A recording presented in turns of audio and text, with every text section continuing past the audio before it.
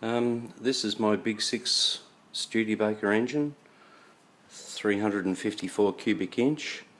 It had a stuck valve, and I discovered that somebody had been in the engine many years before me and replaced one of the exhaust valves, actually two of them, and undercut the valve seat.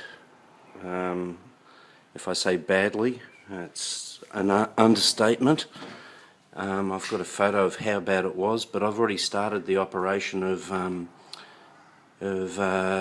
recutting the area so I can put an insert in there and create a new seat, which I'm focusing down on here.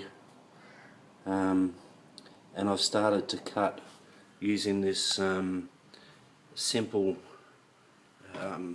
block that I've machined up and located from the valve stem with a sort of a pointer thing with a spigot on the end that slides up and down through that valve guide and engages into this cutter like so. And I've got a thrust bearing on the top there, which will fall out if I'm not careful, and I made an adapter and driving it with a pin there. So this cutter, I'll use the other hand, this cutter locates back in there, so I've just removed it to see how much work I've already done. Oh, that's what I'll talk about. That I've determined that I need to go down 250 thou in depth, so when this shoulder here touches this plate, I know that it's at 250 thou. So I put that back in. It's a little bit of a juggle because of my primitive setup. I've got very limited space here. I'm working in a single car garage because that's the best I have. Could be worse, I could be in a tent out on the street somewhere, but if I just take a step back, there's the old machine sitting inside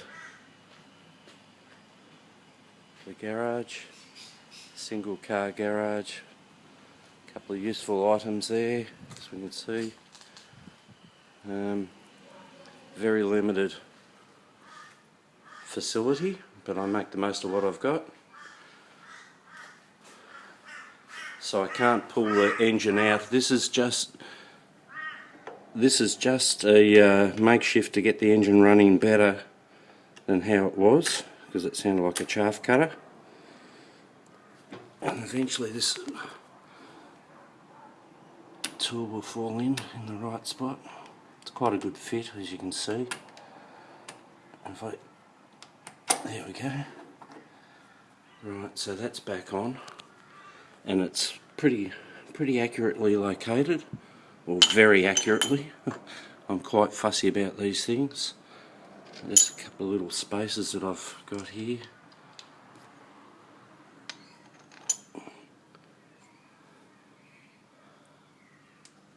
And hopefully I'll get somebody to hold the camera, my better half, while I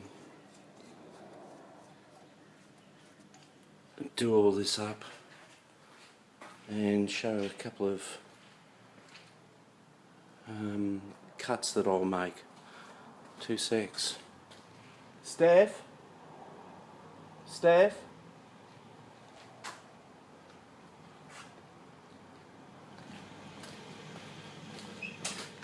Can you hold the camera for me, please? This is where I live. Block of units. And this is my lovely partner. No.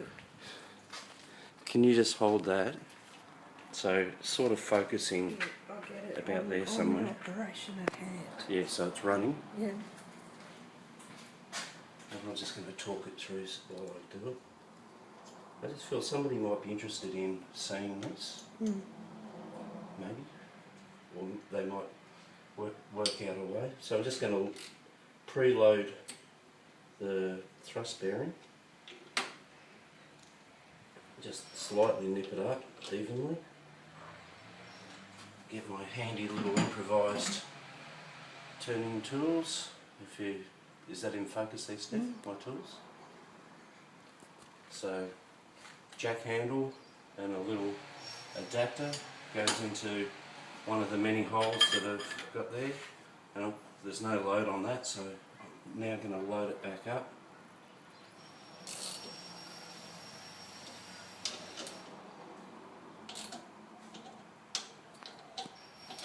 Until I can feel that load. That's pretty good, and slowly pull that around.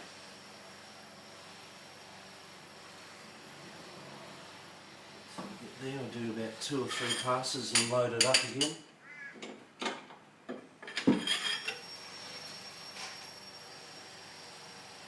As I don't have the ability to pull the engine out and fully recondition it from a financial point of view at this point,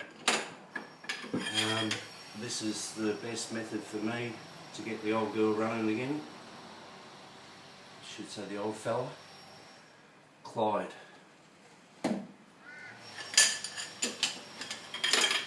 And I'm not sure, there's too much background noise, but you can actually hear the cutting as I pull that cutter around. I should have given a better view of the cutter.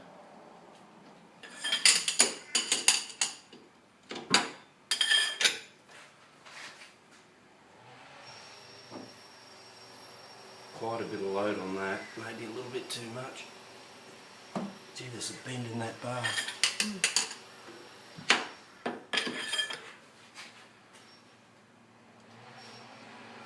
think I put on too heavy a cut that time. There it goes. One more drag.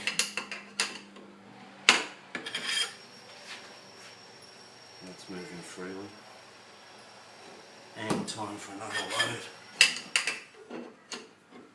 So, ideally you might turn the cutter as I load the thrust bearing. But only being born with 2 arms, that's a bit difficult for me at the moment.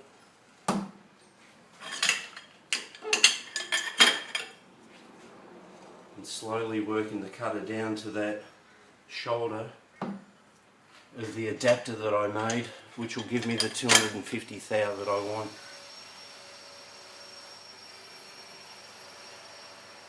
That's cutting really well. So just preload the thrust washer again.